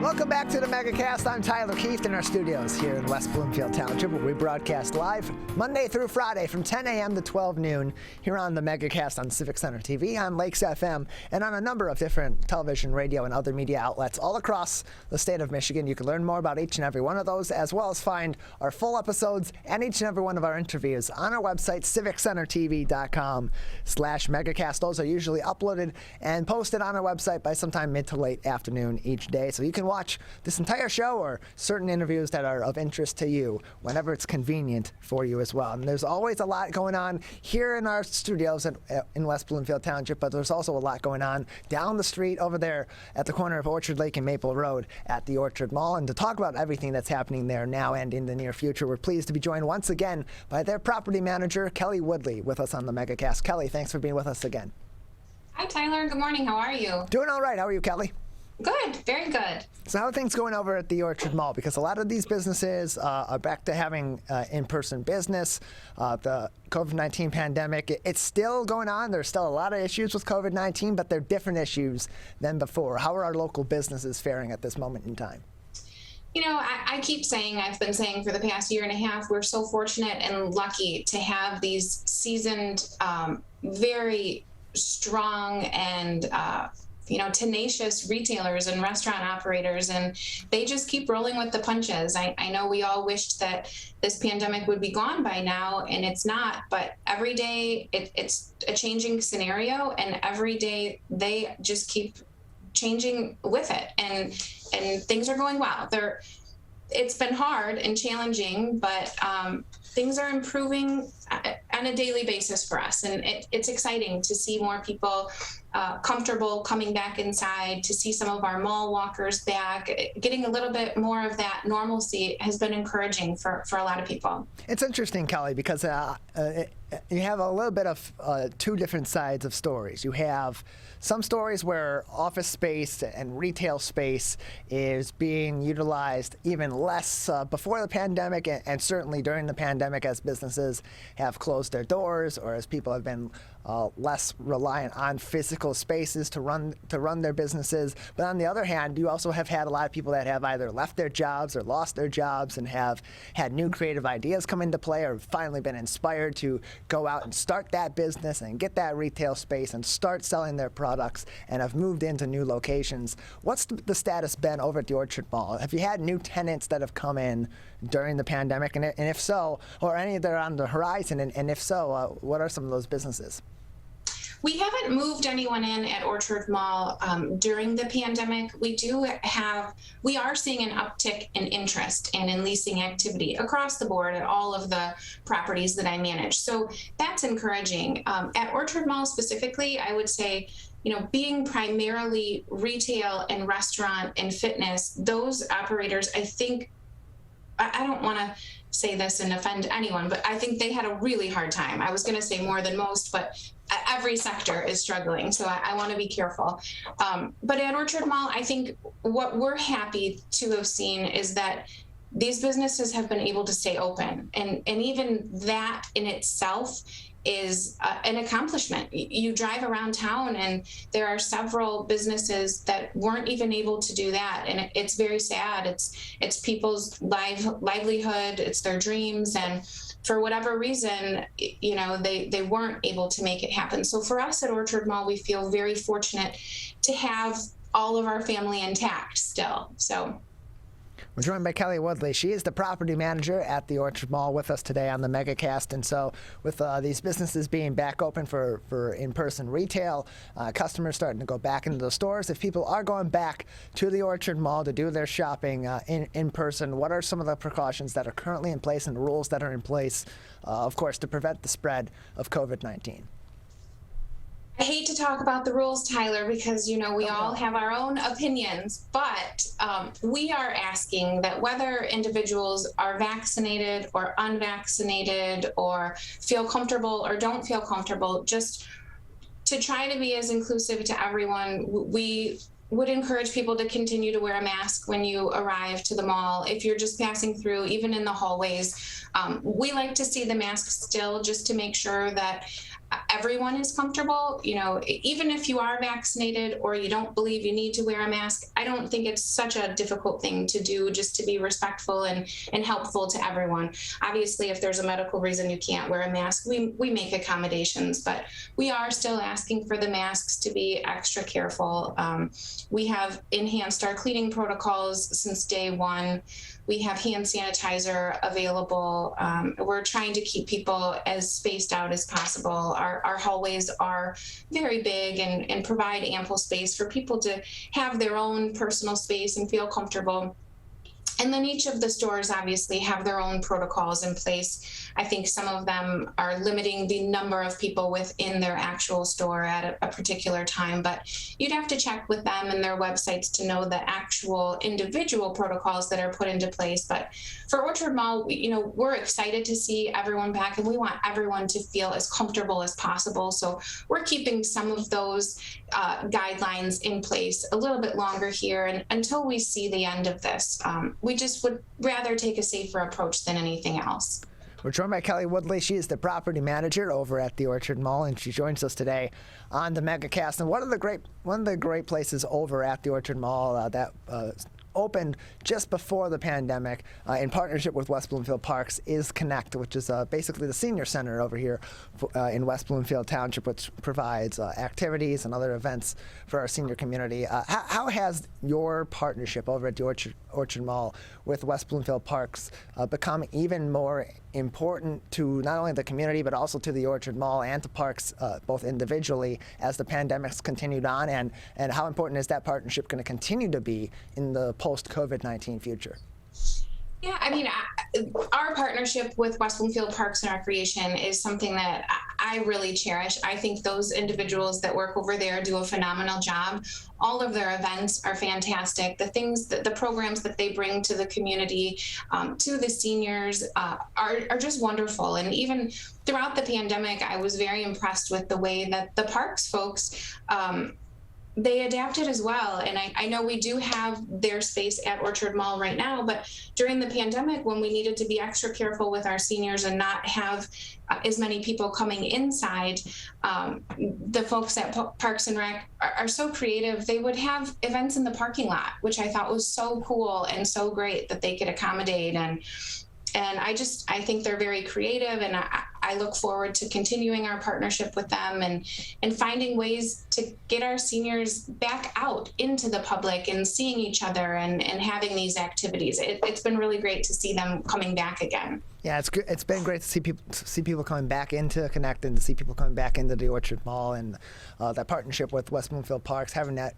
come back to in a greater fruition inside the mall, also great. We're joined by Kelly Woodley, the property manager over at the Orchard Mall, and you got a lot of great events also coming up over at the Orchard Mall. We'll start by continuing on with that partnership with West Bloomfield Parks, where once again this year, it'll be back at the Orchard Mall, the Heroes Appreciation Breakfast.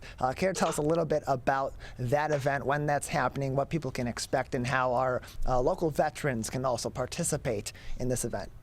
Absolutely. So that event is coming up on Friday, November 5th, and I believe it's the third year that we've partnered with West Bloomfield Township and West Bloomfield Parks and Recreation, and it's just so nice to be able to honor the local veterans. We put on a breakfast in partnership with Parks and Rec and West Bloomfield Township. It's hosted in the center of the mall.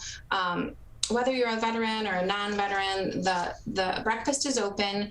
Veterans and one guest are able to attend the breakfast for free. Additional guests or non-veterans can attend for $15. And there's a full breakfast presentation by the West Bloomfield Honor Guard. Our MC this year is WDIV's Jason Colthorpe, who I think is just so fun and gives a lot back to our community. So I think it'll be great to have Jason there this year. We'll have some entertainment, some prizes to give away, little gift bags for the veterans. It's actually one of my favorite events that we've done at Orchard Mall. I think it's really wonderful anytime you're able to do anything for the veterans that have done so much for us. Another event that's coming up there actually this weekend on Sunday, October 10th, is the event show, which is, of course, being held by Star Tracks in partnership with the Orchard Mall. What's going to be going on there? Because we're going to have a lot of vendors there. It's going to be a really interesting event for people that are looking to plan their own events going forward. So this is the first time that we're actually going to be the venue for Star Tracks. So I'm excited to see this event show. As you know, Tyler, we do tons of events at Orchard Mall. We love to lend our space and find ways to bring the community inside. And so we haven't been able to do a lot of events with this pandemic. And I think Star Tracks is known for all of their event planning services that they have, and I can't wait to see what they do. They're going to host over 60 vendors, and you can plan, if you're planning a party, a wedding, a shower, a bar mitzvah, anything you have coming up, you can go and meet with these vendors face to face. They'll show you what they have to offer. There'll be photographers and floral arrangers and invitation specialists, people with fun food creations and treats and design rentals. They'll have it all. So if you have a party coming up, or if you're thinking you want to, you can show up, you can plan it from start to finish. So it's exciting. I can't wait. It's this Sunday. I believe the hours are 11 a.m. to 3 p.m. Yes, that is the hours. And then the next week, Saturday, after this, Saturday, October 16th, will be a couple of different events going on over at the Orchard Mall. It'll be the Detroit Dog Rescue Pet Adoption event that's been happening there over the last several years, pre-pandemic, as well as the Cookies on the Go with their friends over at Camp Make a Dream. What will those events be looking like? And are they going to be going on simultaneously? They are. It's going to be a busy weekend.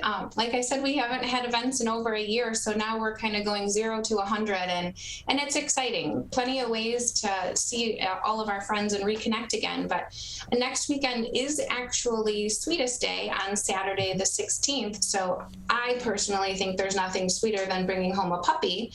And Detroit Dog Rescue is making that available to you on Saturday at Orchard Mall, and they'll be right up at the front of the mall, across the street from Premier Pet Supply. So I say across the street, across the hall. So you can adopt your new friend and go right across the hall and get all of the things that you need to keep them happy, from toys and treats and all of that. And then our friends with Camp Make a Dream are hosting their Cookies and Dream on the Go program. And Camp Make a Dream they provide a cost-free camp program for cancer survivors and their families. So the Cookies and Dreams event is just a way to raise money to continue that wonderful camp that they provide. And so with the pandemic, they moved away from an in-person event that they typically had hosted previous years. And so the way it's run this time of year, this year and last year, they've done it this way. You go to their website at campdreammish.org, and you can order your cookies in advance. I think the donation for the cookies is $50, but they're amazing, gourmet, delicious cookies. And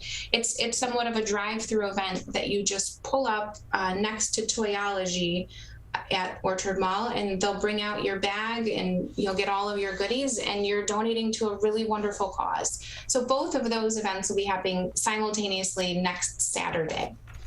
We're joined by Kelly Woodley. She is the property manager over at the Orchard Mall with us on the Megacast today. Kelly, about another minute left with you before we'll have to say goodbye. Is there anything else that people should know at this time, or would be interesting for people to be keeping in mind over at the Orchard Mall in the coming days and weeks? Yeah, I think the last thing that I would love to mention is that Small Business Saturday is coming up. Small Business Saturday it's not only at Orchard Mall, it's everywhere, but for Orchard Mall specifically, I would encourage you to come back and see us, come see our retailers, come shopping. We have holidays coming up. I think Hanukkah's earlier this year. I think Hanukkah actually starts the day after Small Business Saturday. So Sunday, November 28th, Hanukkah starts, and we have Christmas or whatever it is you're celebrating. Our retailers want to be there for you this year, and I think it's just our way as community members to keep these businesses viable and to keep them alive. So plenty of options, from toys to jewelry to pets to hair, makeup, nails at our salons, fitness uses, plenty of things that we can provide for you, and we would love to see you. So Small Business Saturday, big deal. Yes, it is. And Kelly, we thank you for coming on the show, telling us a little bit more about what's going on at the Orchard Mall and things to be looking forward to in the future. Thank you, Tyler.